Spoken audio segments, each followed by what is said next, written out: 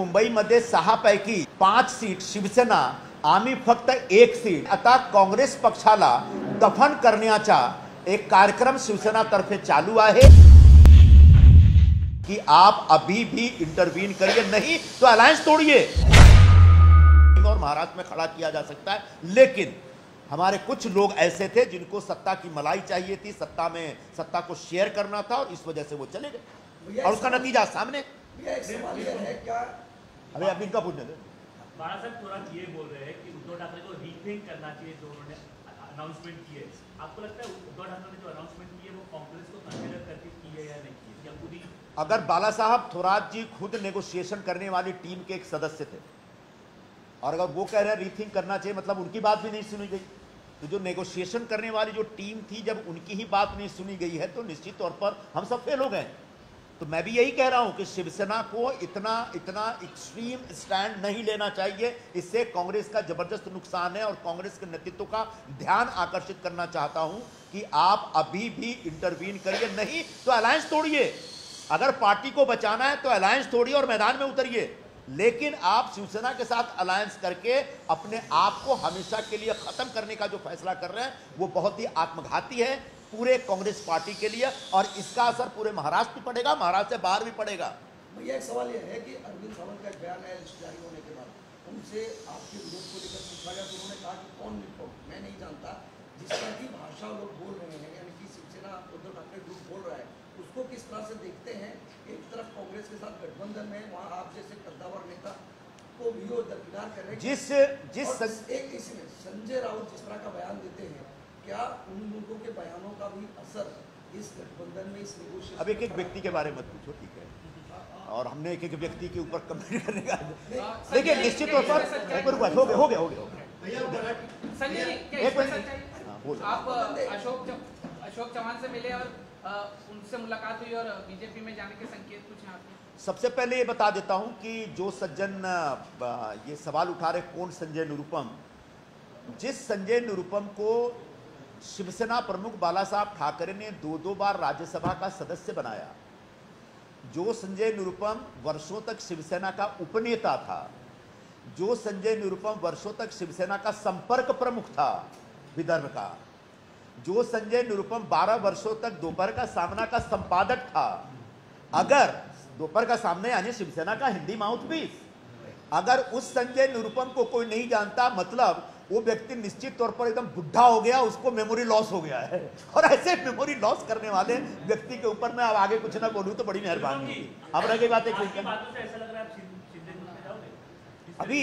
अभी जब मैंने बताया है कि अगले हफ्ते हम अपनी भूमिका स्पष्ट करेंगे, तो एकदम से उड़ी मारने की जरूरत नहीं है, थोड़ा सा धीरज रखिए, थोड़ी सी शांति रखिए। बीजेपी या शिवसेना शिंदे गुट में दोनों में से आपके ऑप्शन खुले, क्योंकि आपने कहा मेरे सारे विकल्प खुले हुए हैं, तो उन विकल्पों में ये 2 पार्टियां भी आती हैं। जब विकल्प खुले हैं, तो जब विकल्प खुलेंगे और जब विकल्प अख्तियार किया जाएगा तो विकल्प आपको दिख जाएगा। एक सवाल मैं आपसे जानना चाहूंगा कि उत्तर प्रदेश के बाद महाराष्ट्र में सबसे ज्यादा लोकसभा की सीटें आती हैं, और ऐसे में जहां पर महाराष्ट्र में जब अपोजिशन पूरी तरीके से बिखरा हुआ दिखाई देगा इस अघाड़ी के माध्यम से, तो क्या ये चुनाव से पहले बीजेपी की बड़ी जीत दिखाई देगी? देखिए, मुझे लगता है कि लगभग 3-4 महीने से लगातार चर्चा पे चर्चा, बैठकों पे बैठकों, तमाम जो बैठकों का दौर होता है वो चलता रहा। इसके बावजूद अगर आपस में एक दूसरे का विश्वास हम अर्जित नहीं कर पाए और हमारे नेगोशिएशन टीम को आखिरकार बयान देना पड़ रहा है कि रीथिंक करें अपने फैसले पे, तो निश्चित तौर पर कहीं ना कहीं हम कमजोर हैं ऐसा दिख रहा है। हाँ, अगर शिवसेना को ऐसा लगता है कि वो अकेले दम पे पूरे एमवीए अलायंस को अपने कंधे पे खींच लेगी, तो वो बहुत बड़ी गलतफहमी में है और वो खुद भी डूबेंगे और पूरे एमवीए को भी डुबाएंगे। संजय जी, आपसे एक सवाल ये भी जानना चाहता हूं कि आज की तारीख में आप प्रधानमंत्री के काम से किस तरीके से इंस्पायर्ड? अब ये सब बातें बताएंगे, अभी रुक जाइए।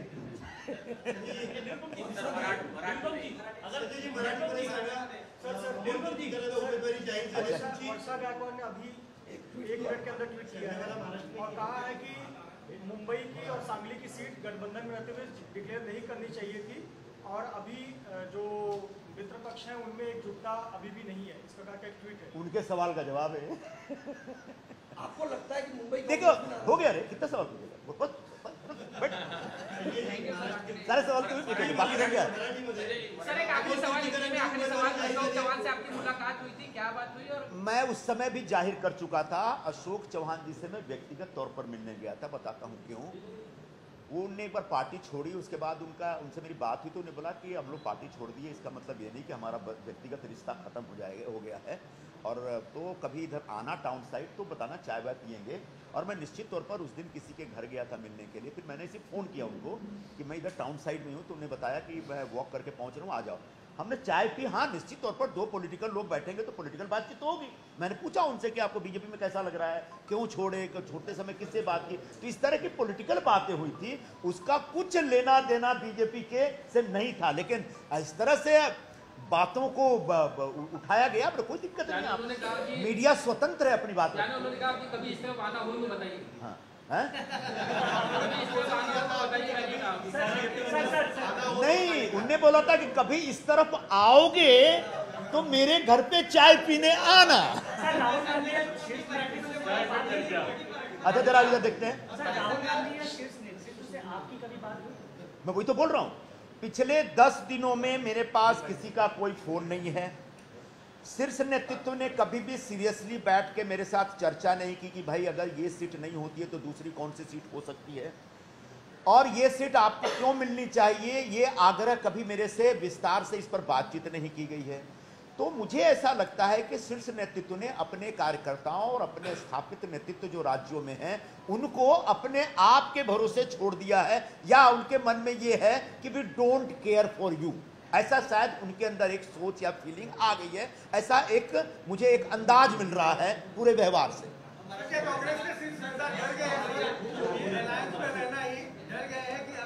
मालूम नहीं अलायंस,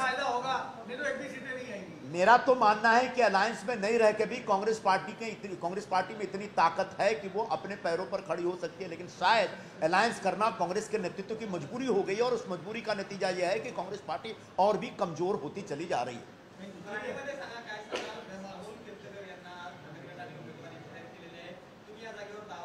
आज शिवसेना तर्फे जो मुंबईचे 4 उमेदवारांची यादी जाहीर झालेली आहे, त्याच्यावर मी विरोध निषेध प्रकट करतो। माझी माहितीप्रमाणे 5वी सीटची पण घोषणा 1-2 दिवसात शिवसेनातर्फे होईल। म्हणजे असा आहे की मुंबईमध्ये 6 पैकी 5 सीट शिवसेना, आम्ही फक्त 1 सीट, म्हणजे आता काँग्रेस पक्षाला दफन करण्याचा एक कार्यक्रम शिवसेनातर्फे चालू आहे।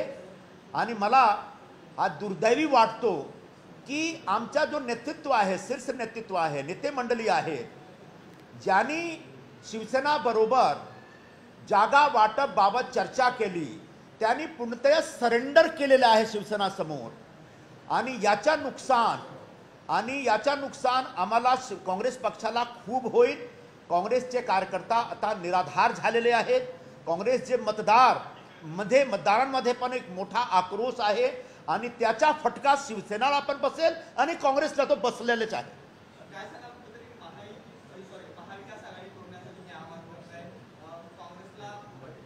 नाही, मी असं सांगितलेलं आहे की मला पुढचा पाऊल काय घ्यायचे आहे, मी याच्यासाठी 1 आठवडाचा वेळ घेतो, आणि पुढच्या आठवडा मी माझी भूमिका स्पष्ट करणार की काय करायचं, कुठे मतलब काय भूमिका असेल। तोपर्यंत समजा आमचा जो नेतृत्व मंडळी आहे, नेते मंडळी आहेत दिल्लीमध्ये बसलेले, स्टेटमध्ये बसले, त्यांच्या मनात जे काही आहे ते जर माझ्याशी बोलणी करण्याची जे त्यांच्या मनात इच्छा आहे तो आम्ही एक बोलणी करणार, नाही तर पुढच्या आठवडा एक फायनल डिसिजन आता होईल आणि आर आणि पारची डिसिजन होईल।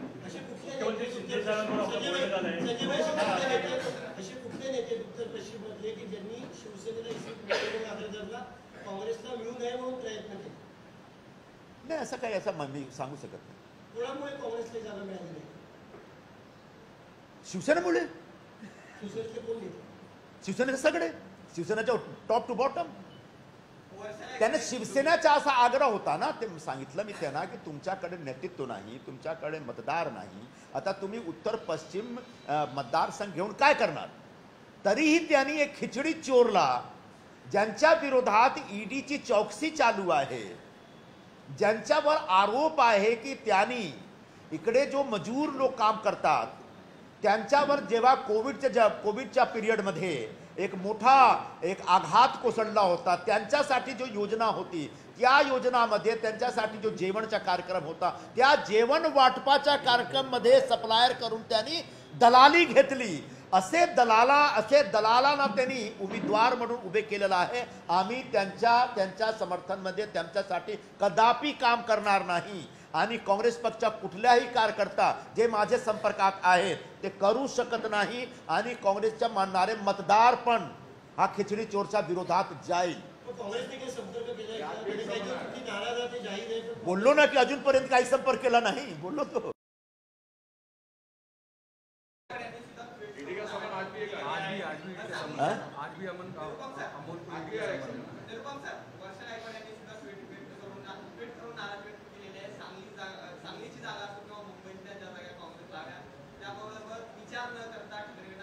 शिवसेनेतर्फे एकदम एकतर्फी निर्णय झालेला आहे.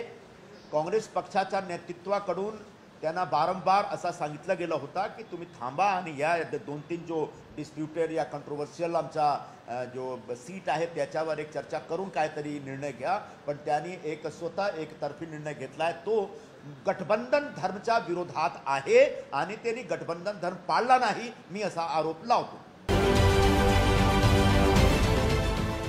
देश विदेशातील प्रत्येक घडामोडींचे लाईव्ह अपडेट मिळवण्यासाठी आता साम टीव्हीच्या सर्व सोशल मीडिया प्लॅटफॉर्मला लाईक, फॉलो आणि सबस्क्राईब करा. तसंच सर्व नोटिफिकेशनसाठी बेल आयकॉन प्रेस करायला विसरू नका.